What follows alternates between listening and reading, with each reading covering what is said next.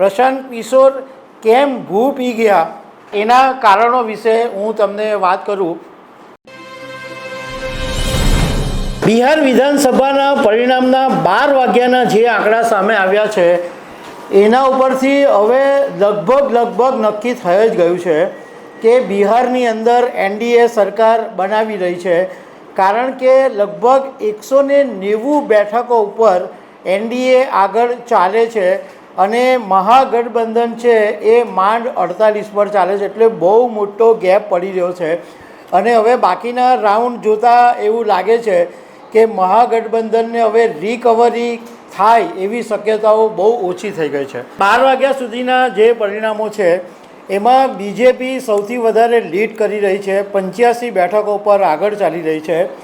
Janata Dal United Nitish કુમારની party 76 ઉપર, LJP Chirag પાસવાનની party 22 પર અને માંઝીની પાર્ટી જીતનરામ માંઝીની પાર્ટી પણ 5 પર આગળ ચાલી રહી છે, જ્યારે મહાગઠબંધનમાં આરજેડી માત્ર 33 અને કોંગ્રેસ 6 પર આગળ ચાલી રહી છે। પણ હું તમારી સાથે એ વાત કરીશ કે બિહાર વિધાનસભાની ચૂંટણીમાં આ વખતે એક નામ ચિત્રમાં આવ્યું હતું અને એ નામ હતું પ્રશાંત કિશોર, કે જેને લોકો પીકે તરીકે ઓળખે છે। અને બધા એવું માનતા હતા કે પ્રશાંત કિશોર જે પ્રમાણે મુદ્દા લઈને ચાલે છે એજ્યુકેશનને બધા, તો કદાચ બિહાર વિધાનસભાની ચૂંટણીમાં 3-4 બેઠકો લઈને જાય। પરંતુ અત્યાર સુધીના જે પરિણામો આવી રહ્યા છે એ જોતાં એવું લાગે છે કે પ્રશાંત કિશોરનું બિહારમાં ધોવાણ થઈ ગયું છે। પ્રશાંત કિશોર કેમ ભૂ પી ગયા એના કારણો વિશે હું તમને વાત કરું તો પહેલાં તો 243 બેઠકો છે બિહારની અંદર, એમાંથી 200 બેઠકો પર પ્રશાંત કિશોરની જન સુરાજ પાર્ટીએ ઉમેદવાર ઊભા રાખેલા। હવે જે પ્રશાંત કિશોરની જે ચિત્ર જોવા મળી રહ્યું છે, જે ધોવાણ જોવા મળી રહ્યું છે, એના મુખ્ય કારણો એ છે કે એક તો પ્રશાંત કિશોર ભલે રણનીતિકાર છે પરંતુ એમની રણનીતિમાં અભાવ જોવા મળ્યો, કારણ કે એમણે બધી 200 બેઠકો ઉપર સમાન સ્તરે ફોકસ કર્યું। એવું નહીં કર્યું કે અમુક 10 બેઠકો કે 15 બેઠકો પર જ ફોકસ કર્યું કે જ્યાં એ બેઠકો જીતવાના થોડા ઘણા બી ચાન્સ હતા।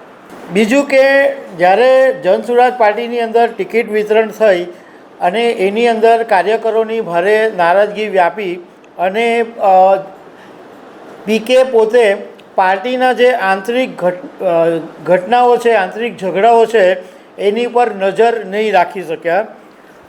એક કારણ એ છે કે પ્રશાંત કિશોર ભલે રણનીતિકાર છે પરંતુ એમને રાજકારણનો અનુભવ નથી અને બિહારની અંદર રાજકારણના મોટા ખેલાડીઓ પડેલા છે, એટલે એ પણ એક કારણ છે કે પ્રશાંત કિશોરને એટલો ભાવ નથી મળ્યો। બીજું એક કારણ એ છે કે જન સુરાજ પાર્ટી નવી ઊભી થઈ છે અને એટલું બધું ફંડ બી નથી કે બધી પાર્ટીઓ માટે લડી શકે, બધી જગ્યાએ પહોંચી શકે, કારણ કે ચૂંટણી લડવી હોય તો કરોડો રૂપિયાના ફંડની જરૂર પડે, એટલું બધું ફંડ પીકે પાસે છે નહીં। બીજું કે ઘણા બધા લોકો બિહારમાં એવા છે કે જેને ખબર જ નથી કે જન સુરાજ જેવી કોઈ પાર્ટી છે। બીજું એક કારણ એ છે કે પ્રશાંત કિશોરને અપરકાસ્ટનું સમર્થન તો મળ્યું, પરંતુ બિહાર એવું સ્ટેટ છે કે ત્યાં જાતિવાદ વધારે ચાલે છે।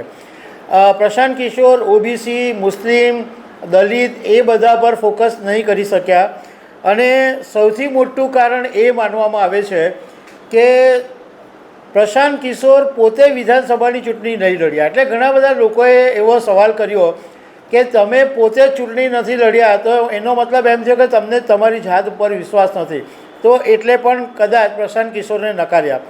પણ ઘણા બધા લોકો એવું કહી રહ્યા છે કે જેવી રીતના ગુજરાત વિધાનસભા 2022માં આમ આદમી પાર્ટીએ વોટ તોડવાનું કામ કરેલું અને આંતરિક ઇનડાયરેક્ટલી ભાજપને ફાયદો કરાવેલો હતો, એવી જ રીતના પ્રશાંત કિશોરની પાર્ટીએ પણ કદાચ એવું જ કામ કર્યું છે કે ઘણી બધી જગ્યાએ વોટ તોડીને ભાજપને ઇનડાયરેક્ટલી ફાયદો કરાવ્યો છે।